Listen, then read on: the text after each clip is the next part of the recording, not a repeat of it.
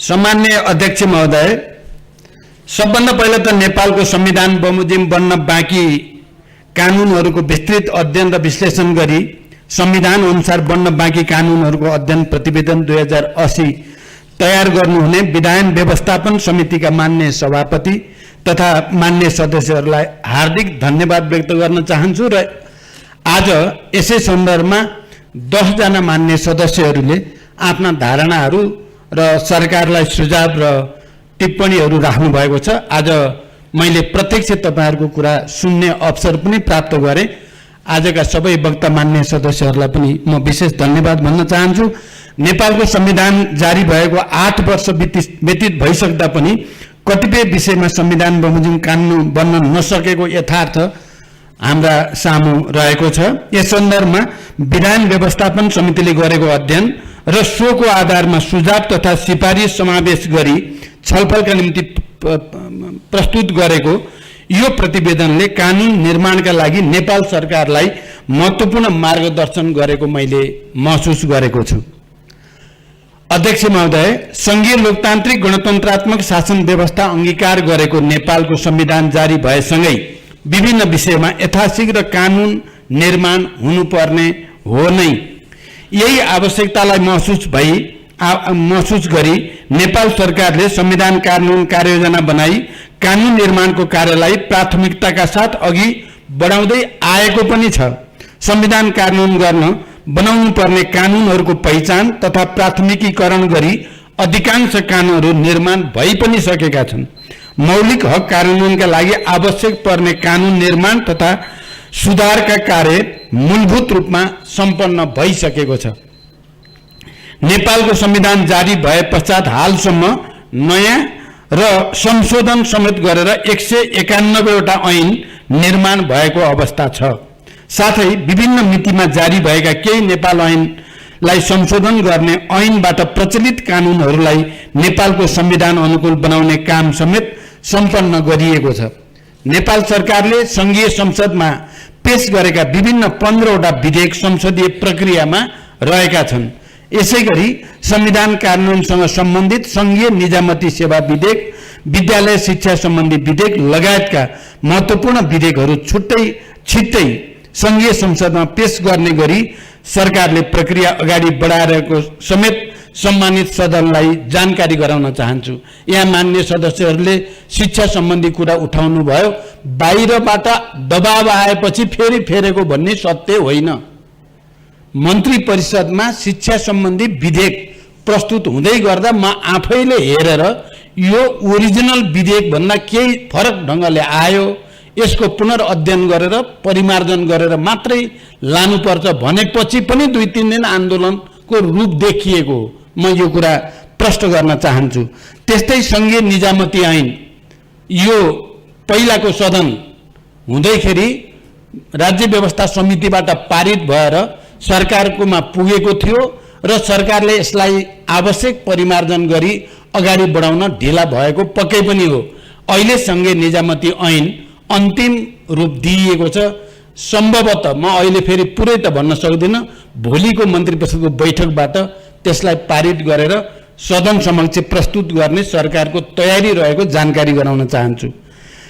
नेपालको संविधान बमोजिम संघ, प्रदेश र स्थानीय तहको साझा अधिकारको सूचीमा रहेका तथा विकास निर्माणका कार्यसँग सम्बन्धित कतिपय कानुनहरू निर्माणको प्रक्रियामा छन्। केही विधेयकहरू अघिल्लो प्रतिनिधि सभामा पेश भई सो सभाको कार्यकाल समाप्त भएका कारण स्वतः निष्क्रिय भएको हुँदा त्यसरी निष्क्रिय भएका विधेयकहरूलाई पुनः संसदमा पेश गर्नका लागि सरकारले आवश्यक गृह कार्य गरिरहेको जानकारी पनि म यो सम्मानित सदनलाई गराउन चाहन्छु। विधान व्यवस्थापन समितिको प्रतिवेदनमा औल्याइएको नागरिकता सम्बन्धी कानुनको सम्बन्धमा 2080 जेठ 17 गते प्रमाणीकरण भएको नेपाली नागरिकता पहिलो संशोधन ऐन 2079 जारी भइसकेको सन्दर्भमा नागरिकता प्राप्ति सम्बन्धी संवैधानिक अधिकारको प्रचलनका लागि मार्ग प्रशस्त भएको छ। कानुनी सहायतालाई प्रभावकारी र संघीय संरचना अनुकूल बनाउने सन्दर्भमा नेपाल सरकारले एकीकृत कानुनी सहायता नीति 2076 जारी गरेको छ। नेपालको संविधान र नेपाल सरकारले अंगीकार गरेका नीति बमोजिम निशुल्क कानूनी सहायता सम्बन्धी छुट्टै विधेयक तर्जुमा गरी संघीय संसदमा पेश गर्न नेपाल सरकार क्रियाशील रहेको जानकारी पनि म गराउन चाहन्छु। प्रतिवेदनमा औल्याइएको संघ संस्था खोल्ने स्वतन्त्रता सम्बन्धी विषयलाई संस्था दर्ता ऐन 2034 र कम्पनी ऐन 2063 ले व्यवस्था गरेको सन्दर्भमा संघ संस्थाको दर्ता तथा सञ्चालनलाई संघीयता अनुकूल बनाउनका लागि नयाँ विधेयक तर्जुमाको गृह कार्य हुँदै गरेको जानकारी पनि म गराउन चाहन्छु। साथै कार्यस्थलमा हुने यौनजन्य दुर्व्यवहार निवारण ऐन 2071 लाई महिलाको हकका विभिन्न आयामहरूलाई समेट्ने गरी परिमार्जन गर्ने कार्य सुरु भइसकेको छ। भूमिहीन दलितलाई जग्गा उपलब्ध गराउने संवैधानिक व्यवस्थाको कार्यान्वयनका लागि राष्ट्रिय भूमि आयोग क्रियाशील रहेको समेत यस सदनलाई जानकारी गराउन चाहन्छु। सञ्चार सम्बन्धी हकको प्रचलनका सन्दर्भमा मिडिया काउन्सिल, आम सञ्चार माध्यम सम्बन्धी सूचना प्रविधि विधेयकहरू तयारीको क्रममा रहेको र अनलाइन सञ्चार माध्यमहरूको दर्ता र नियमन सम्बन्धी विषय केही नेपाल ऐनलाई संशोधन गर्न बनेको विधेयकमा समावेश भएकोमा सो विधेयक संसदीय प्रक्रियामा रहेको जानकारी पनि म गराउन चाहन्छु। क्षतिपूर्ति सम्बन्धी विषय मुलुकी देवानी संहिता 2074 लाई 74 द्वारा व्यवस्थित छ भने फौजदारी कसुरका पीडितलाई क्षतिपूर्ति दिने विषय मुलुकी अपराध संहिता 2074 ले समेटेको पाइन्छ।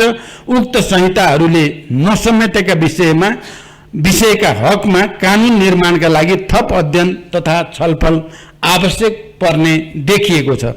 नागरिकलाई रोजगारीको हक सुनिश्चित गर्ने सन्दर्भमा रोजगारीको हक सम्बन्धी ऐन 2075 कार्यान्वयनमा रहेको छ। यसैगरी आम नागरिकलाई रोजगारी सुनिश्चित गर्नका लागि सरकारले प्रधानमन्त्री रोजगार कार्यक्रम लगायतका विषयगत कार्यक्रम सञ्चालन गर्दै आएको छ। जहाँसम्म सार्वजनिक प्रयोजनका लागि नागरिकलाई राज्यले अनिवार्य काममा लगाउन सक्ने विषय छ, सो सम्बन्धमा थप अध्ययन र छलफलका आधारमा निष्कर्षमा पुग्नुपर्ने देखिन्छ। यसैगरी स्वास्थ्य सम्बन्धी मौलिक हकको प्रचलन र व्यवस्थापनका निमित्त जनस्वास्थ्य सम्बन्धी कानूनहरूलाई एकीकृत गर्ने विषयमा थप अध्ययन र छलफल गरी अगाडि बढ्नुपर्ने आवश्यकता छ। प्रतिवेदनमा उठान गरिएका संघीय न्याय सेवाका कर्मचारीको पारिश्रमिक सुविधा तथा सेवाका शर्त सम्बन्धी विषय, प्रदेश न्याय सेवा आयोगको गठन र प्रदेश न्याय सेवाका कर्मचारीहरूको पारिश्रमिक सुविधा तथा सेवाका अन्य शर्त सम्बन्धी विषय, सरकारी वकिल तथा महान्यायाधिवक्ताको कार्यालयको मातहतका कर्मचारीको पारिश्रमिक सुविधा तथा सेवाका शर्त सम्बन्धी विषयका सन्दर्भमा संघीय निजामती सेवा सम्बन्धी कानून जारी भए पश्चात कानून निर्माणको प्रक्रिया अगाडि बढाउनु पर्ने अवस्था रहेको छ। प्रहरी प्रशासन सम्बन्धी कानूनलाई संघीयता अनुकूल बनाउनका लागि नेपाल सरकारले आवश्यक गृह कार्य गरिरहेको छ। प्रहरी समायोजन ऐन यस अघि नै बनिसकेको छ। त्यसको कार्यान्वयनमा रहेका केही जटिलतालाई हल गरेर कार्यान्वयनमा लैजाने तयारीमा सरकार रहेको जानकारी गराउन चाहन्छु। यसैगरी विश्वविद्यालय र स्वास्थ्य विज्ञान प्रतिष्ठान सम्बन्धी छाता कानून निर्माण गर्ने विषय, जग्गा प्राप्ति सम्बन्धी विषय लगायतका कतिपय विषयमा विधेयक तयार गर्नेतर्फ आवश्यक कार्य सुरु भइसकेको कुरा पनि म यस सम्मानित सदनलाई जानकारी गराउन चाहन्छु। कर सम्बन्धी कानूनहरू एकीकृत गर्ने विषयको सम्बन्धमा नेपाल सरकारले आवश्यक गृह कार्य प्रारम्भ गरिसकेको जानकारी समेत सदन समक्ष गराउन चाहन्छु। प्रतिवेदनमा शपथ सम्बन्धी कानूनी व्यवस्थाको आवश्यकता औल्याइएको सन्दर्भमा शपथ सम्बन्धी ऐन 2079 ले सार्वजनिक पद धारण गर्ने प्रत्येक व्यक्तिको पद तथा गोपनीयताको शपथलाई व्यवस्थित गरिसकेको जानकारी गराउँदछु। प्रतिवेदनमा औल्याइएको राष्ट्रपतिको कार्य सम्पादनलाई थप स्पष्ट गर्ने विषय, महाभियोग सम्बन्धी विषय, संघीय संसदसँग सम्बन्धित विषय, राष्ट्रपतिबाट विधेयक प्रमाणीकरण सम्बन्धी विषय, अदालतको अवहेलनामा कारबाही चलाउने विषय, जनमत संग्रह सम्बन्धी विषयमा कानून निर्माण गर्ने सन्दर्भमा थप अध्ययन, समन्वय र छलफल मार्फत टुङ्गोमा पुग्नुपर्ने देखिएको छ। साथै अदालत र न्याय प्रशासन सम्बन्धी विषयमा सर्वोच्च अदालतसँग परामर्श गरी आवश्यक कानून निर्माणको प्रक्रिया अगाडि बढाउनु पर्ने आवश्यकता पनि रहेको छ। सम्माननीय अध्यक्ष महोदय, देशमा लोकतान्त्रिक गणतन्त्रलाई संस्थागत गरी विधिको शासन कायम गर्न आवश्यक पर्ने कानुनी संरचनाहरू निर्माणमा सरकार क्रियाशीलता रहेको छ। संविधान कार्यान्वयनका लागि आवश्यक कानुनहरू निर्माण गर्दै त्यसको प्रभावकारी कार्यान्वयन मार्फत आम नागरिकलाई सुशासन, सामाजिक न्याय र समृद्धिको अनुभूति गराउने जिम्मेवारी सरकार, संसद र सरकारवाला निकायहरूको हो।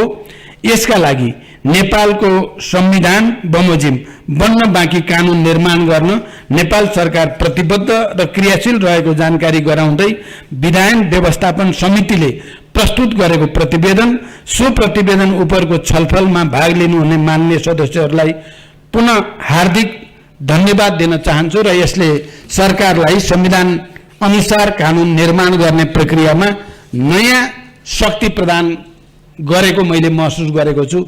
यति भन्दै म बिदा हुन्छु। धन्यवाद। अभिवादन।